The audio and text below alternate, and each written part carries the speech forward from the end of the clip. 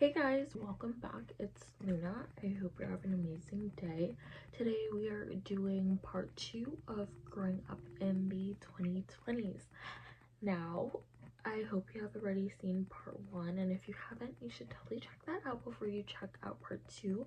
I might actually make another part 3 depending on how fast this video goes because I have a lot to talk about. But anyway, let's get right into it.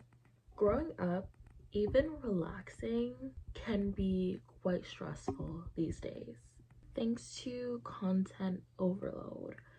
Remember when, or at least I never remember, but there was a time when there was only a few channels and shows and movies to watch on the TV. Well, now there are dozens of them, hoping to desperately gain our attention.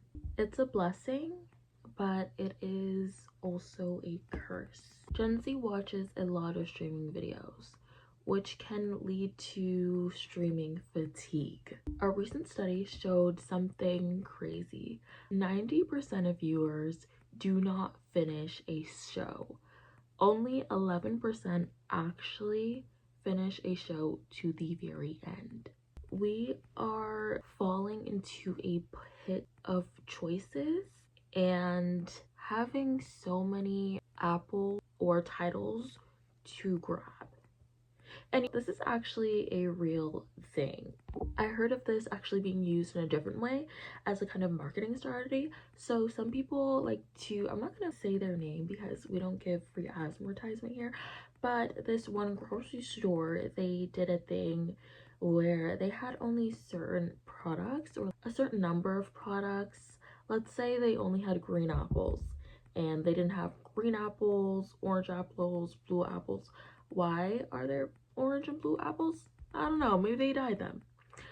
This store only had green apples, and then other stores had green apples, they had orange apples, they had yellow apples, they had pink apples. They had so many choices that people can pick from, which is amazing, right? But really, it's not always the best to have way too many choices, because with our brain, having way too many choices, literally, it's too much for us. It makes it even difficult for us to choose, and it leads to more tension and stress. And sometimes if that stress builds up enough, maybe you won't even get any apples.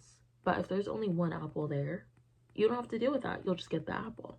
For Gen Z specifically, the burnout is even worse. Only 20% say they abandon a show if it doesn't grab their attention within 10 seconds. And I'm thinking maybe this could be because of platforms like TikTok or Reels that have these short videos that can maybe help to lessen our attention span. But that is just a theory, like that it's not scientifically proven. So basically, with the TikTok videos, the whole entire built upon shows, they can't even touch the iceberg of our attention span now, in theory. 62% of Gen Z says that they sacrifice sleep to binge watch TV shows, which is crazy. Will I say that I have stayed up before to watch a show? Yes, I would say I have done that. Not really to watch a show, not too much my thing, but to read. I definitely stayed up to read a book. And that is kind of understandable because if you are, well, not all Gen Zers, but if you are a teenager, your brain naturally wants to stay up a little later. It's just like how we work. But also, on a flip side of it, sleep is really important. And especially when you are young and you are developing, you need that sleep to really help you. There is a bit of irony in this. We have amazing choices in all of the TV shows and movies and content that we get to watch, yet it could help lead us to having more anxiety and being more tired as well. There's also a subscription issue. Now, I have seen recently that, what was it, Netflix raised its price, and it has been doing that for a little while. 1 in 5 Gen Z say that they bounce around to different subscriptions.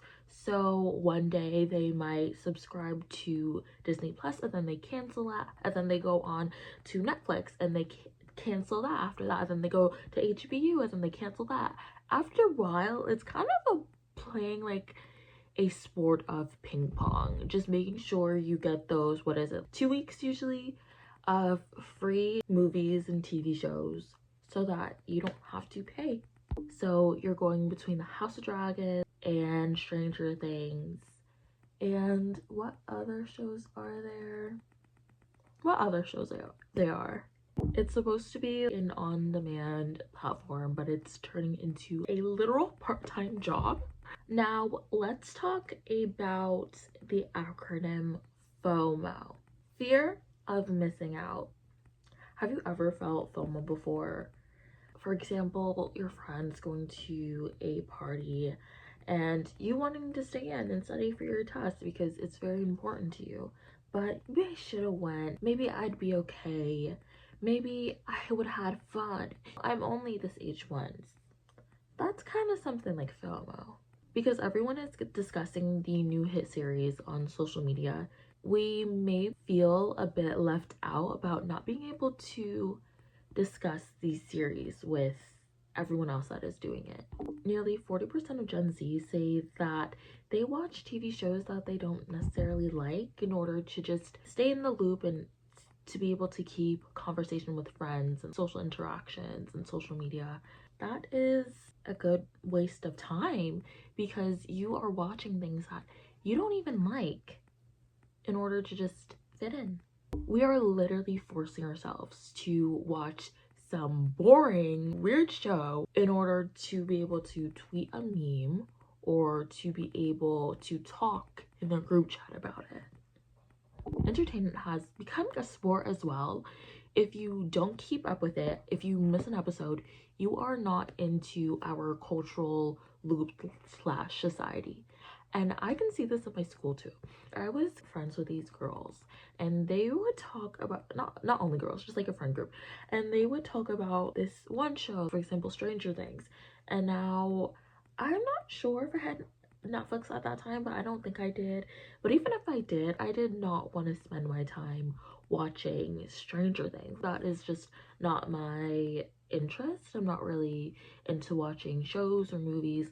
And now, let me tell you, I damn near did feel missed out because they would constantly talk about it, about the show, about what's happening, and about how everything is going down. And I was like, wow, maybe I should watch this. But it's important to stay true to yourself and what works best for you, because maybe they love to spend time watching TV shows. That is amazing for them. Do whatever makes you happy. But that is not what made me happy. I did not feel like watching TV shows because I felt like it was a waste of time. I felt like I could be using my time more productively. I could be reading a book, for example, and I love to read books, and I still do.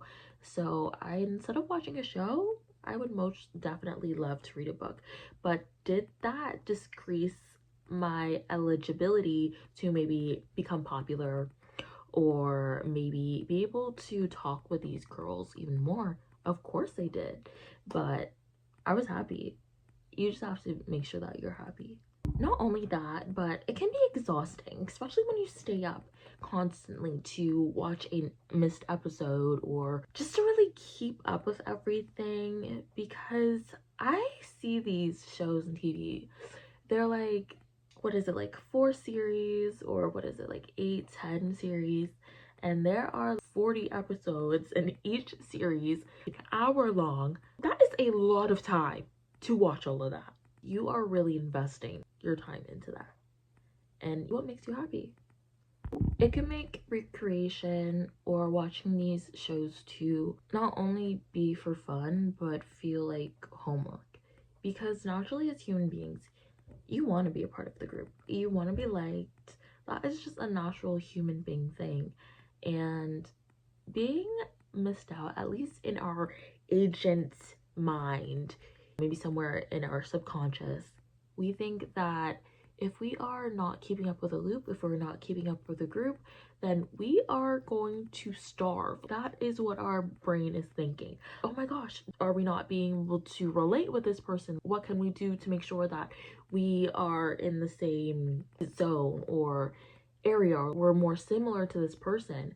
And if we're not, then what are they gonna do? Kick us out the tribe and fend for ourselves, and probably we go hungry. Older generations probably just watch TV for fun. They watch Tom and Jerry just to see Tom and Jerry, because who does not like Tom and Jerry? But this generation, we are watching TV shows to make sure that we are in a loop with everybody, to make sure that we are not missing out with the group, to make sure that just maybe if I watch another episode, Jessica may like me more. With all of this going on, this totally makes sense why a lot of us are pushing for us not to have all of these options. There's a little mini trend going on right now of Gen Z or younger people picking up DVDs, collecting them, and unplugging their streaming services. That's quite interesting, and do whatever floats your boat. When streaming or watching videos can lead to anxiety, fatigue, and then a sense of work, because that will help you feel like you are in the loop, of course, and that maybe people will like me more, you know what I mean? And maybe people will, because you have the same interest, and one thing that can help people like you more is having the same interest, and etc. But when it controls your life to a certain point, it gets out of hand.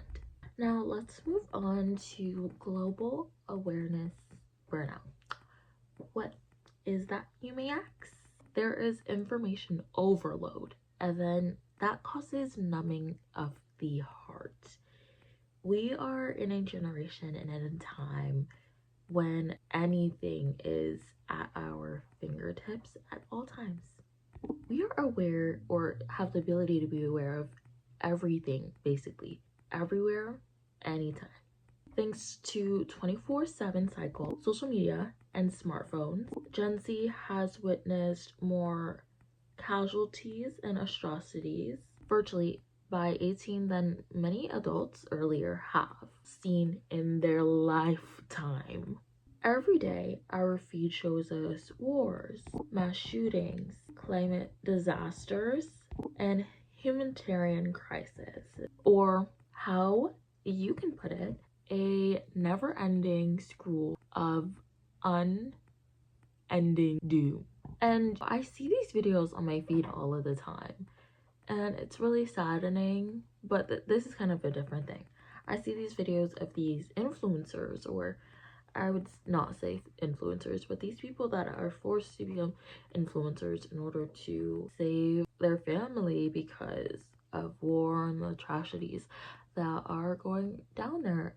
And it is horrible that these people have to use this as their only means to access basic level human decency, like food and water and clothing and shelter, which is the things that every human being needs.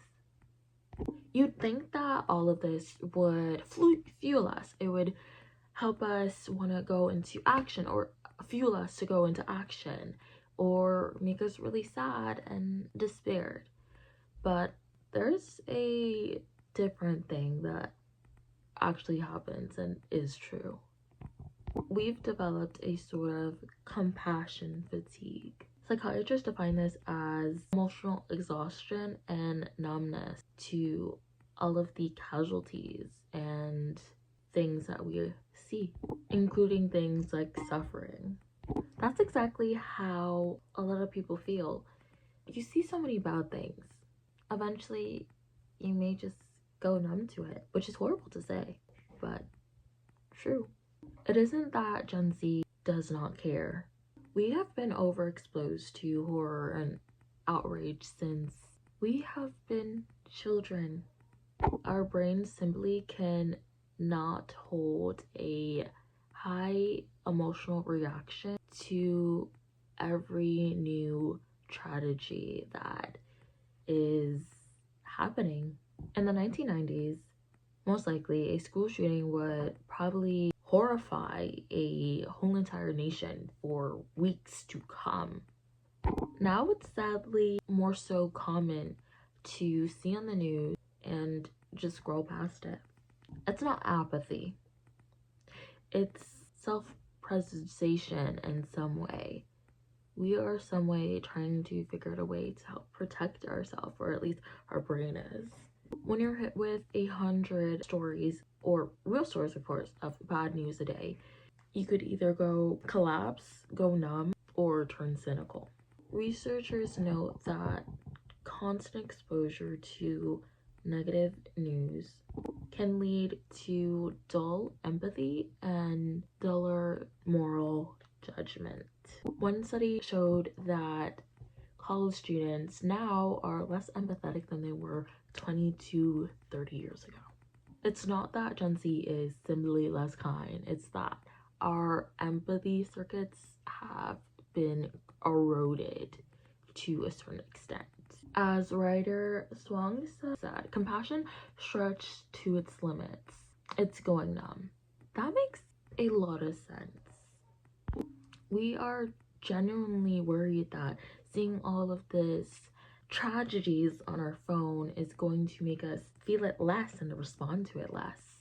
And you know, being a generation perceived as having less empathy is absolutely horrible, because if you look at history in general and you look at people and you look at what atrocities they have caused, such as the Holocaust, such as slavery, such as apartheid, such as so many things that the human race has done horribly to other humans. And if you take I would say even 5% of empathy away from people, that's horrible and that's scary. But 20% to 30%, allegedly, is what they are saying.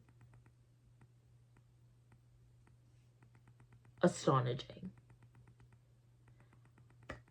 The best thing that could maybe help combat this is definitely being off social media a little bit more, but also it is important to stay up to date with the news, to know what's going on, and also maybe to know how you can help as well. One thing that you can do to help yourself, I guess, stay in the loop and feel like you are helping some way, is to donate. You could always donate, and it doesn't have to be a lot. It could be like $5, and that's what I do, and it is a really nice thing to do. Anyway, I love you guys, and I hope you have an amazing rest of your day. See you later.